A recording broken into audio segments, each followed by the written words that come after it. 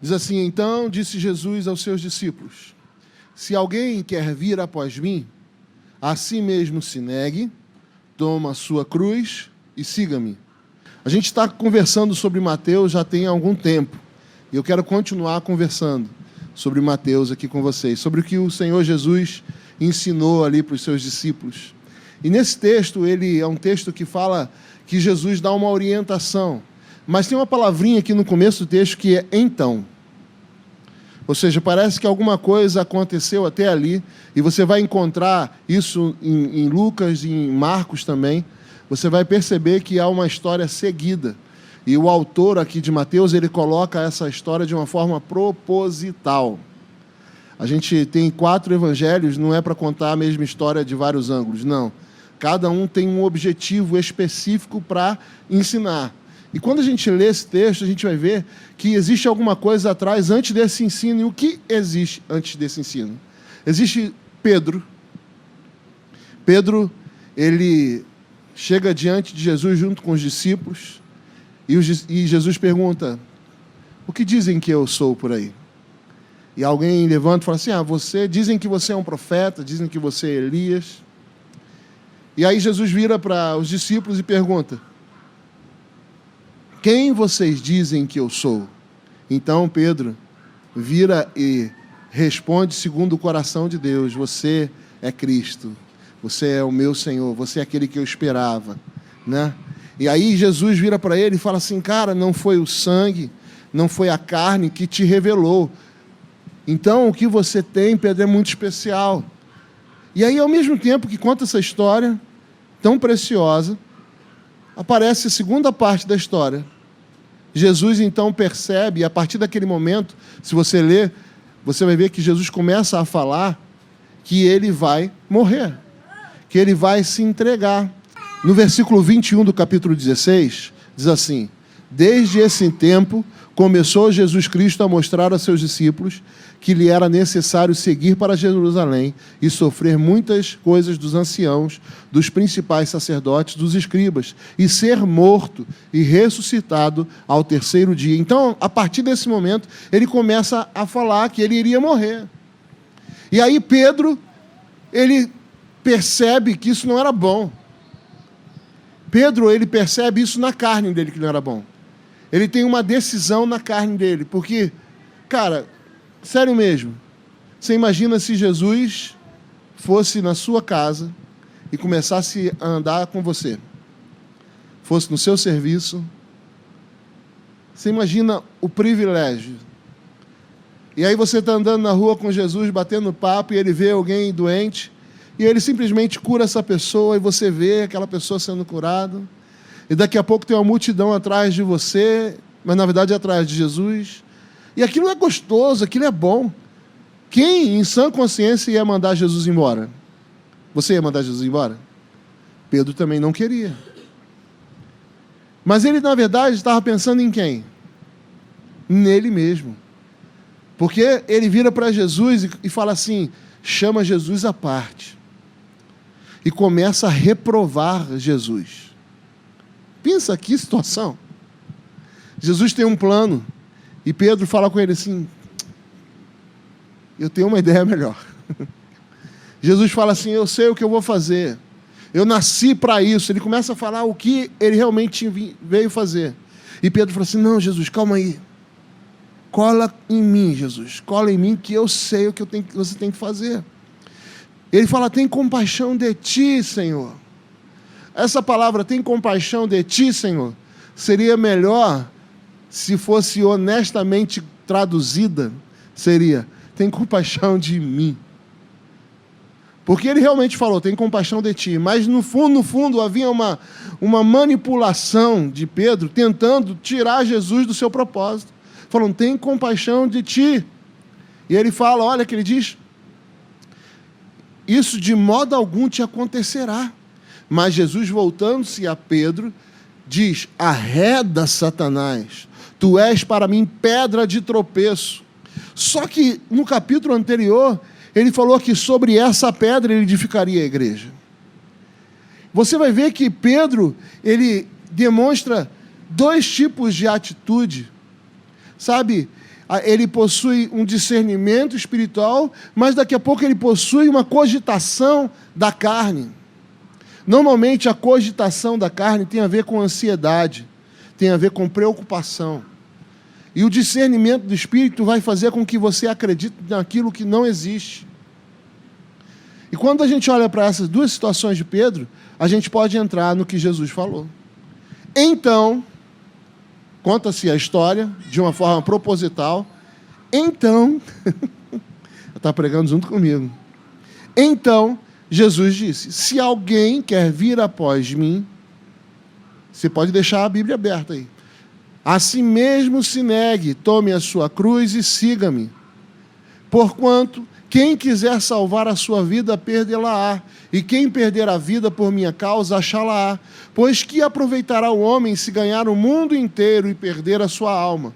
Ou o que dará o homem em troca da sua alma? Porque o Filho do Homem há de vir na glória de seu Pai com os seus anjos, e então retribuirá a cada um conforme as suas obras. Olha só, Jesus então ele coloca um conceito em cima disso, e o autor de Mateus ele usa essas histórias para chegar nesse ponto. E ele começa a falar aqui, que obras são essas? Ele fala, existem algumas obras que você vai fazer, que eu, quando chegar naquele grande dia, eu vou vir e vou retribuir segundo a obra de cada um. Sabe, a gente, quando pensa em obra, parece que a palavra obra, ela tira a força da graça. Mas não tira. Na verdade, as duas andam juntas. Porque o que a gente pensa de obra é um pensamento, muitas vezes, errado. Sabe, essa palavra, o apóstolo Paulo, ele usa novamente ela em Romanos, capítulo 12, versículo 4. Diz assim, porque assim como num só corpo temos muitos membros, mas nem todos os membros têm a mesma função. A palavra função é a mesma palavra usada para obra. Então, se a gente pudesse entender melhor a palavra obra, seria exercer a sua função. Você vai ser retribuído de acordo com a função que você exerceu, com o papel que você exerceu, com a maneira como você se portou. Esse texto é um texto que eu acho pesado, porque esse texto ele coloca todo mundo num barco ou em outro barco. Esse texto aqui fala de um cara que vai ter que tomar uma decisão, porque se ele decidir buscar as coisas da carne, salvar a sua vida, ele já perdeu. Preciso entender o que Jesus está querendo dizer. O que Jesus quer dizer com essa questão de que ele vai retribuir segundo as obras, segundo os feitos, segundo a função. Sabe, essa palavra tem a ver mais com propósito do que com tarefas. Alguém pode dizer assim, eu vou fazer a obra do Senhor, então eu vou para a igreja. Porque a obra do Senhor na nossa cabeça se faz aonde? Na igreja. Isso que foi ensinado para a gente a vida toda. Mas a obra do Senhor é muito maior do que igreja. Pensa comigo, quanto tempo Jesus passou na sinagoga? E quanto tempo ele passou nas ruas? Se você comparar uma com a outra, você vai perceber que ele ia na sinagoga, mas ele exercia o seu chamado nas ruas. Nós concebemos igreja de uma forma errada. A maioria de nós, e eu sou dessa geração que errou e que tem errado, a gente tem acreditado que fazer a obra é fazer coisas dentro da igreja. Quando, na verdade, isso não é fazer a obra. Pode até ser, mas não é só isso. Fazer a obra é cumprir um propósito. Significa que se você acha que você tem que fazer uma coisa na igreja, mas essa não é a sua função, não é o seu propósito, você pode passar a tua vida todinha fazendo aquilo que você não tinha que estar fazendo. E naquele grande dia, no dia da retribuição, o Senhor vai vir e vai te retribuir segundo o que você fez, segundo a sua função. Vocês estão entendendo? Amém? Então, há dois tipos de obras. Tentar ganhar a vida e perder a vida pelo Senhor. Assim como Pedro, a gente pode entender Jesus ensinando isso de uma forma prática. Ganhar a vida é cogitar das coisas da carne, igual Pedro. Ganhar a vida é ficar preocupado só em querer se dar bem. Ganhar a vida é só pensar em si, pensar no seu umbigo, sabe? Ganhar a vida é não entender o seu propósito, não fazer o que você foi chamado para fazer. Ganhar a vida é simplesmente cuidar do seu nariz. Sabe, a gente precisa entender que nesse tempo Deus está chamando a igreja. E a igreja, ela, na verdade, ela é representada, segundo o apóstolo Paulo, pelo corpo. Cara, e a gente precisa um dos outros. Mas esse tempo, essa geração, é um tempo onde as pessoas têm escolhido com quem andam, escolhido o que faz, quando, na verdade, a gente precisa entender aonde Deus plantou a gente e o que a gente precisa fazer. Nem sempre vai ser fácil cumprir o seu propósito e a sua função. Às vezes, vai ser difícil. E se você tentar dar um jeito como Pedro, não, Jesus, você não pode morrer, está tudo dando certo, a gente está quase mudando o mundo. Está tudo dando certo, o paralítico está andando, o cego está vendo. Todo mundo está reconhecendo as suas palavras. Cara, você é o cara e eu sou o seu assessor. Eu estou contigo e não abro, Jesus. Não pode morrer, não. Você tem que ascender, ter poder, ter autoridade. Você precisa assumir o papel político nessa nação. Mas Jesus falou assim, cara, parta de mim, Satanás. Porque a intenção de Pedro estava nas palavras dele. O que a gente deseja está nas nossas palavras, cara. Nas nossas brigas em casa, por exemplo, as nossas palavras carregam o que a gente deseja. As confusões que a gente faz na história são palavras carregadas do nosso desejo. Tiago, ele vai falar sobre as palavras. Ela é um membro tão pequeno, mas pode pôr fogo numa grande floresta. E a verdade é que, muitas vezes, nós estamos como Pedro. Às vezes sentimos a presença de Deus e acreditamos em coisas fantásticas. Tu és o Cristo. Mas, em outro momento, a gente duvida porque a gente parece que vai perder. E Jesus ensinou. Ele falou assim, não fica preocupado. Eu acredito que o ensino de Jesus nunca é para trazer culpa. Isso no meu coração. Porque culpa e Espírito Santo não trabalham juntos.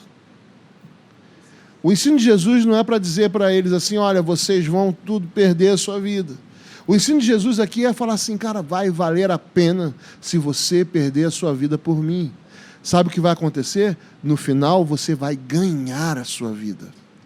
Uma coisa que a gente precisa entender é que quando Deus ele nos forma e cria a nossa história e gera a nossa história, ou às vezes, mesmo que as circunstâncias sejam contrárias, quando Deus vai pegando a nossa história, Ele vai colocando dentro de nós desejos, e vontades, e sonhos. E quando a gente vem para Ele, não significa que a gente vai matar agora a nossa história, a nossa vida, o nosso futuro, aquilo que a gente tinha projetado. Não, a gente vai submeter isso a Ele. E quando a gente vive o que Ele quer, o texto está dizendo, quem perde a sua vida por amor a mim, e perder a vida aqui é abrir mão. Perder a vida aqui é falar assim, eu quero fazer então o que você quer. Cara, isso parece fácil, mas não é fácil. Essa é a maior guerra que o crente enfrenta. Se existe uma palavra que define o que seria servir ao Senhor, é esse texto aqui de Mateus 16. Não de Mateus 15. De Mateus 16. Onde Jesus fala, aquele que quer seguir a mim precisa fazer algumas coisas. E ele começa a dizer, se você tentar ganhar, você vai perder. Então é melhor você perder logo para que você ganhe tudo. Vocês estão entendendo o que eu estou falando? Eu não sei o que você está vivendo na sua vida pessoal. E talvez você esteja tentando segurar a corda para que ela não rompa. Tentando manter as coisas no lugar com toda a sua força. Isso está te causando exaustão. Sabe o que Jesus está falando? Confia em mim. Deixa eu fazer. Deixa eu realizar através da sua história, porque aí, aquilo que você pensa que perde confiando em mim, você vai ver que é ganho para a tua vida, para a tua casa, para a tua família, para aqueles que virão após você. Sabe, existem pessoas que estão esperando pessoas se posicionarem desse jeito, porque aquele que perde é igual aquele que discerne as coisas espiritualmente. Quando Pedro fala, Jesus, Tu és o Cristo. Ele falou assim, não foi carne nem sangue te revelou. E ele começa a falar assim, vai acontecer algo extraordinário sobre essa pedra, sobre essa sua fé, Pedro. Eu vou fazer coisas extraordinárias. Você pode ver quando você começa a chegar perto de Deus, Ele começa a falar que você vai conseguir fazer coisas especiais. Ele começa a despertar sonhos espirituais em você, visões do que você pode ser, não é verdade? E quando a gente se distancia do Senhor, quando a gente começa a ficar preocupado com a nossa história, com a nossa vida, a gente começa a perder essa característica de sonhar com os sonhos de Deus e muito mais de viver os sonhos de Deus. Então esse texto está falando sobre isso. E antes de continuar, eu queria pensar com você o que seria retribuir. Retribuir é pagar. Jesus está falando assim, naquele grande dia eu vou vir pagar você. Quando a gente pensa em graça, a gente pensa que não tem mérito. E lógico, a graça, ela é o dom de Deus para nós, um presente de Deus que nós não merecemos. Mas existem algumas coisas que eu e você precisamos fazer, e segundo o texto, Jesus falou que um dia Ele vem e vai retribuir segundo os seus feitos, ou segundo as suas obras. É importante a gente falar que ele não está falando assim, eu vou vir castigar. Ele está falando assim, que eu vou vir retribuir. Ou seja, você vai receber aquilo que você fez. Se refere a um pagamento, a uma recompensa. Sabe, esse dia, a gente poderia chamar o dia da recompensa do Senhor. Olha só o que diz no capítulo 8, versículo 38, que é paralelo com esse texto de Marcos. Não precisa abrir, eu vou ler para você. Diz assim, porque qualquer que nesta geração adúltera e pecadora se envergonhar de mim e das minhas palavras, também o Filho do Homem se envergonhar dele, quando vier na sua glória, na glória do Pai. Olha o que diz lá em Lucas 9, 26, que é paralelo a esse texto. Porque qualquer que de mim e das minhas palavras se envergonhar, dele se envergonhará o Filho do Homem, quando vier na sua glória, na do Pai e dos santos anjos. Olha só o que esse texto está dizendo que Deus, que Jesus, na verdade, vai nos retribuir, vai nos dar o mesmo que nós demos para Ele. Quando Ele vier, Ele vai nos dar o que nós demos para Ele. O que você desejou dEle, o que você fez nele, Ele vai te dar de volta. É um pouco complicado, porque a gente começa agora a pensar, o que eu vou receber? Nesse grande dia, o que eu vou receber?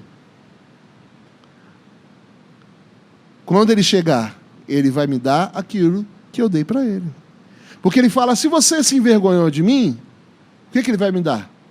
Eu também vou me envergonhar de você. Envergonhar, sabe, a Samara, aproveitar que ela está lá na salinha, a Samara, ela detesta Kombi. Detesta Kombi. E o meu sonho é comprar uma Kombi. O Juninho sabe disso. E aí os garotos também sonham agora comprar Kombi também. Vamos comprar uma Kombi, fazer uns adesivos, fazer evangelismo com Kombi. Né? Aí eu fiquei falando assim, Samara, eu vou te levar de Kombi para o colégio. Né? Agora vai ser a faculdade, né? Te levar de Kombi para a faculdade. Né? E vou parar em frente à faculdade. Ela falou, não, pelo amor de Deus. Ela tem vergonha da Kombi. Vocês estão entendendo? Não é que Jesus ele vai te maltratar, vai te acabar contigo, mas ele vai te dar o que você deu para ele. Quando chegar aos anjos, ele também vai ter vergonha de você. Está entendendo o que eu estou falando? Eu botei de uma forma bem simples, bem tosca, bem de criancinha, para a gente poder entender, mas é verdade. O que você dá, o teu coração que você deu para ele, é o que ele vai dar para você. E isso para mim é muito pesado. Porque realmente eu quero receber dele tudo o que ele tem para mim. Mas eu preciso dar para ele tudo o que eu tenho para dar. E aqui não é uma comparação de quem pode dar mais. Mas qual é o teu desejo. Em vez de buscar o que eu dou, eu preciso buscar qual é o meu desejo. O que move a minha história, o que move a minha vida. Então ele vira e fala isso, como então eu vou agir? Beleza, Jesus, então o que eu faço? Ele vai dizer. Ele vai falar para a gente sobre como agir. A primeira coisa é que quem tenta ganhar a sua vida já sabe o final. Qual é o final? Vai perder. E a vida aqui é a própria alma, o prazer interno, a mente, as emoções. Agora, quando a gente perde por amor a Jesus, as coisas mudam. Deus vai vir, vai fazer coisas tremendas. Agora, para quem Jesus está falando essa palavra? Para quem? Quando a gente falou na semana passada, que eu falei do barco, foi da semana passada? Ou da retrasada? Retrasada? No barco, lá, ele fala só para os discípulos. Mas aqui é diferente. Olha que aqui no texto que nós lemos não parece tanto. Mas quando você vai para Marcos, ele fala que convocando a multidão e juntamente os discípulos, então ele fala. Lá em Marcos, ele fala isso, 8:34, e em Lucas, ele fala a mesma coisa. Dizia a todos. Lucas 9:23. Ou seja, ele pega todo mundo, os discípulos e a multidão, e ele fala assim, quem quer seguir? Existem coisas que ele falou para os discípulos, realmente, mas esse texto aqui, eu acho que ele fez questão de falar na presença de todos. Porque alguém pode dizer assim, não, esse texto aí é só para pastor. Aquele que quer me seguir, né? Aquele que tem uma vocação, então eu vou seguir a Jesus. Então esse cara, vamos orar por ele, porque ele precisa negar a si mesmo. Esse cara, né, que quer ser um pastor, quer ser um missionário, quer ser um ministro de louvor, ele tem que negar a si mesmo, tem que tomar a sua cruz e seguir Jesus, que Deus a tenha. Mas só que o texto aqui está falando para todos, toda a multidão e os discípulos. Então vamos ver o que ele falou. Ele falou, se alguém quer vir após mim, a si mesmo se negue. A si mesmo se negue. Se negar, como já dissemos, é controlar não se negar, é controlar os fatos, manipular os fatos para o nosso próprio benefício. É deixar, sabe, o nosso desejo, o nosso prazer dominar. E o que seria se negar? Se negar é controlar você. Cara, pensa comigo, eu vou dar um exemplo que vai ser fácil se negar.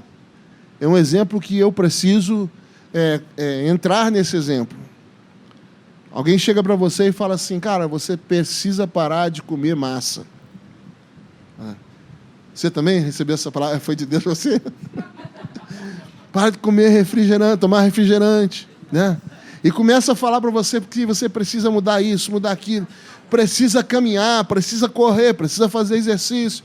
Como você quer terminar a sua vida. E começa a falar para você um bocado de coisa, e você ouve aquilo tudo. E agora você precisa se negar. Negar a si mesmo. E como que funciona isso? Funciona assim, chega na farmácia, me dá aí uma mudança de mente aí. Aí toma, aí no outro dia é assim que funciona? Não. Cara, vai dar trabalho, porque se negar a si mesmo significa se auto-vigiar. É analisar aquilo que você faz porque isso te dá prazer, sei lá, e você então se negar. Não estou falando que tem que parar de comer não, tá, gente? Não estou falando isso não. Um pouquinho, pode parar um pouquinho mais.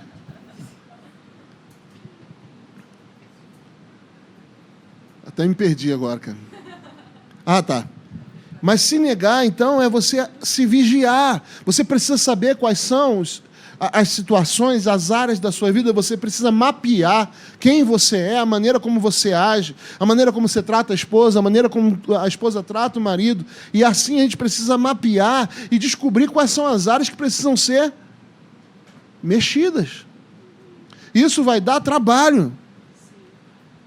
E a primeira coisa que Jesus fala sobre aquele que quer seguir ele é o quê? Cara, você precisa aprender a observar quem você é e arrancar de quem você é aquilo que te faz mal, aquilo que te afasta de mim. Negue-se a si mesmo.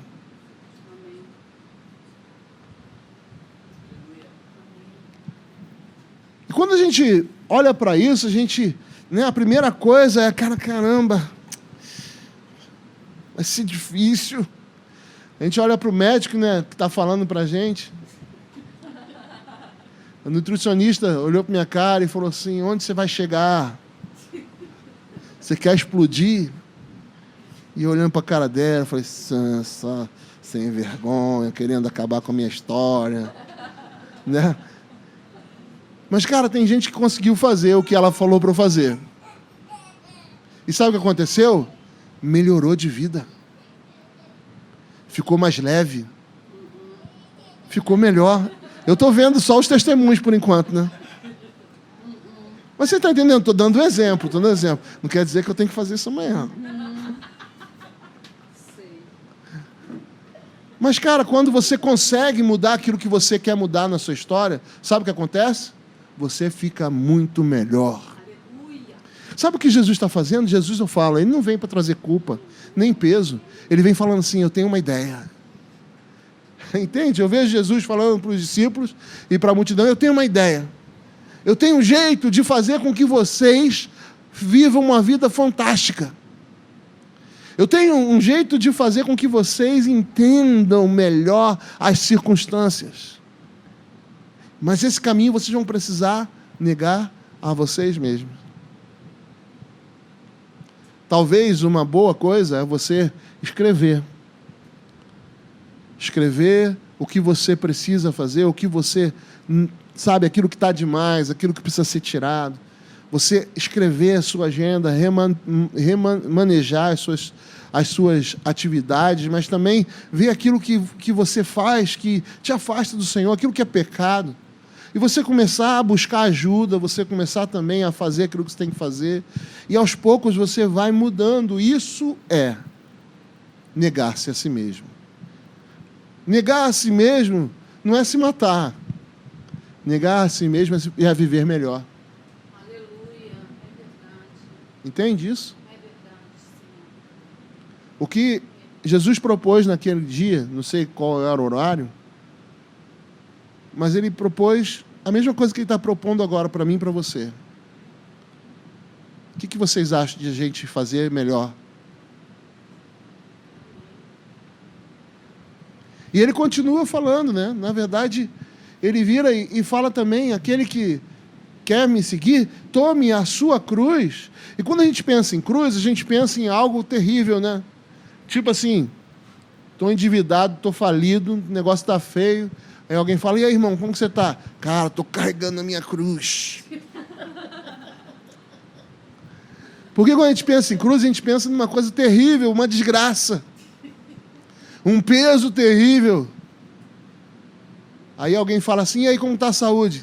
Rapaz, a saúde é minha coisa, essa minha coluna está acabando comigo. Porque a gente associa a cruz a uma coisa ruim. Mas, cara, se você olhar para a cruz pelo ângulo certo, Jesus carregou a cruz, sofreu, mas ele morreu, ressuscitou e está à direita do Pai. Aleluia. A cruz faz parte do processo. Oh, aleluia. Entende isso? Não o peso faz parte do processo, mas encarar aquilo que você precisa carregar faz parte do processo. O propósito. Você precisa segurar com firmeza aquilo que foi proposto para você. E ele fala, aquele que quer me seguir, negue-se a si mesmo, tome a sua cruz e faça o quê? Siga-me. Cara, e é melhor ainda. Porque o que Jesus está falando é que nessa jornada você não vai estar sozinho, eu vou estar com você. Você imagina você e Jesus lado a lado, e aí quando a cruz está pesada, você olha para ele te dá um sorriso e fala, vamos embora, que vai dar certo. Vamos embora. Aí o autor de Hebreus já fala assim, você precisa nesse processo jogar fora todo o peso, todo o embaraço. Sabe o que está falando? Às vezes o carregar a cruz e o embaraço parece a mesma coisa. Mas quando você abre mão do que você deseja e pega o que ele deseja e começa a viver, você vai perceber que aquilo que você desejava era um embaraço. E quando chegar a hora certa, você vai ter aquilo que você desejava. Aleluia. Amém? Você entende isso? E ele fala, agora você vem e me segue. Você vai andar comigo lado a lado. Ele vai estar contigo lado a lado. E aí acontece algo extraordinário. Eu quero dizer para você que é a parte mais legal desse texto. Porque Jesus, então, e toda a sequência bíblica é igual, em todos os evangelhos. Chega nesse momento agora, que vai entrar numa terceira parte.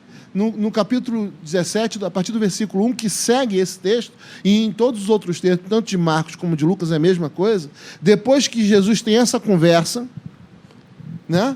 Ele vira para Pedro primeiro, ele fala, Pedro, é isso, depois ele fala, Pedro, não é isso, e aí ele vira e fala assim, Pedro, você precisa andar desse jeito que eu falei, é assim, e desse jeito que eu falei, não é, você não anda, Pedro, tá bom?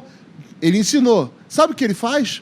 Porque, cara, ele falou que Pedro era Satanás. Ele descascou Pedro. Mas e aí ele fala o seguinte, eu vou subir no monte. E sabe quem vai com ele? Quem vai com ele? O Pedro, cara. Ele fala, Pedro, vem comigo, Pedro. E aí ele sobe para o monte. E quando chega lá em cima, a glória de Deus é revelada de tal forma que... Por quê? Porque esse texto que nós lemos, no versículo... Cadê? No versículo...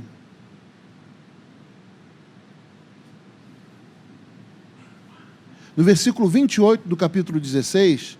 Diz assim, em verdade vos digo que há alguns dos que estão aqui, dos que aqui se encontram, de que maneira nenhuma passarão pela morte até vir o Filho do Homem no seu reino. Ele vira e fala assim, faz uma promessa. Tem alguns que estão aqui ouvindo essa conversa, essa palavra, que não vão morrer sem antes ver o reino. Sem antes presenciar a glória.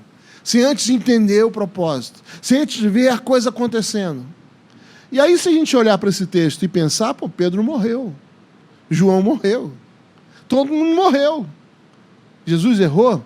Não. Logo depois, seguido a isso, ele chama Pedro, ele chama João, e eles sobem a montanha. Olha o que diz aqui, 17, a partir do versículo 1. 6 dias depois, tomou Jesus consigo Pedro e seus irmãos Tiago e João e os levou em particular ao monte. E foi transfigurado diante deles. Ou seja, ele assumiu uma forma diferente da que ele tinha. O seu rosto já resplandecia como o sol, e as suas vestes tornaram-se brancas como a luz. E eis que apareceram Moisés e Elias falando com ele. Então disse Pedro a Jesus, Senhor, bom é estarmos aqui. Se queres, farei aqui 3 tendas. Uma será tua, outra para Moisés, outra para Elias. Eu acho fantástico. Porque nesse processo Pedro está aprendendo, mas ele continua sendo Pedro. Todo mundo subiu, mas quem falou? Pedro. Por isso que eu acho que Pedro que foi acordar Jesus, no barquinho lá que eu falei. Cara, ele vira e fala, não, vamos fazer um negócio aqui, Jesus. Vamos fazer 3 tendas, a gente fica aqui, vai ser uma delícia. Aí Deus fala com ele. Imagina a situação. Falava ele ainda. Ele estava falando, porque Pedro não consegue parar de falar. Por isso que ele falava tanta besteira. E ele começou a falar e de repente, falava ele ainda, quando uma nuvem luminosa os envolveu, e eis vindo da nuvem uma voz que dizia, este é o meu filho amado, em quem me comprazo. A ele ouvi. Cala a boca, Pedro. Cara, e olha só Jesus. Ouvindo os discípulos, caíram em bruços caíram de bruços, tomados de grande medo. E aproximando-se deles, tocou-lhe Jesus, dizendo: erguei-vos, não temais. Cara, eu acho fantástico isso. Jesus virou e falou assim: não, calma, calma, calma. O Pai é assim mesmo. Quando Ele fala, estremece os céus. Mas calma, eu estou aqui com você. Eu quero dizer para você que esse é o processo. O processo é, muitas vezes a gente vai viver tempos onde a revelação de Deus vai nos guiar, tempos onde a gente vai querer manipular a situação a nosso favor, e aí Jesus vai falar com a gente, como está falando agora, e se você chegou até aqui, é porque com certeza Deus quer falar com você, como Ele está falando comigo esse tempo. Porque toda a palavra que eu trago, na verdade, é fruto daquilo que o Senhor tem falado comigo.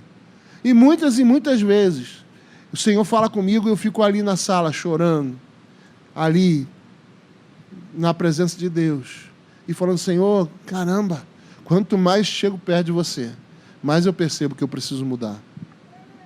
E quando eu vejo isso, Jesus vira e ensina para eles o que eles têm que fazer, e agora pega eles e leva eles em particular. Eu quero dizer para você, o que Jesus ensina é para todo mundo, mas existem algumas pessoas que correspondem ao chamado de Jesus.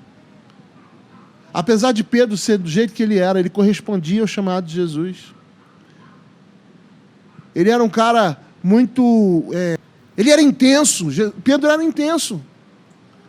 E Jesus entendia Pedro. Eu quero dizer para você, Jesus te entende. Amém. E nessa noite não é acusação. Nessa noite é o Senhor falando assim: eu tenho uma ideia fantástica para você. Amém. Chegou a hora de você negar a si mesmo. Amém. Faz uma lista. O que você precisa parar? Cara, a gente precisa entender que se a gente não fizer isso, a gente não vai conseguir viver o que Deus tem para a gente.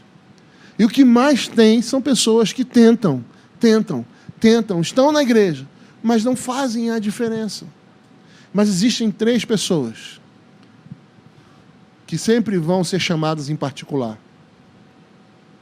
E eu acho legal a referência de Pedro e seus irmãos. Eu gosto disso. Eu acredito que existe um lugar onde o Senhor ele levanta parceiros, onde um ajuda o outro, e a gente consegue chegar no lugar junto. Sabe, eu creio que Deus está, nessa noite, trazendo para nós a mesma coisa que trouxe para eles. É hora de a gente romper os nossos limites. A decisão de quê? A decisão de fazer tudo diferente. A decisão de falar assim: Senhor, que se cumpra em mim a Tua vontade. Mesmo que a Tua vontade não esteja nos meus planos. Mesmo que a Tua vontade esteja fora daquilo que eu planejei.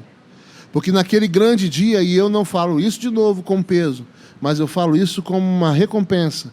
Deus vai vir te recompensar pelo que você entregou para Ele. Se você entregar tudo, é o que Ele vai entregar para você.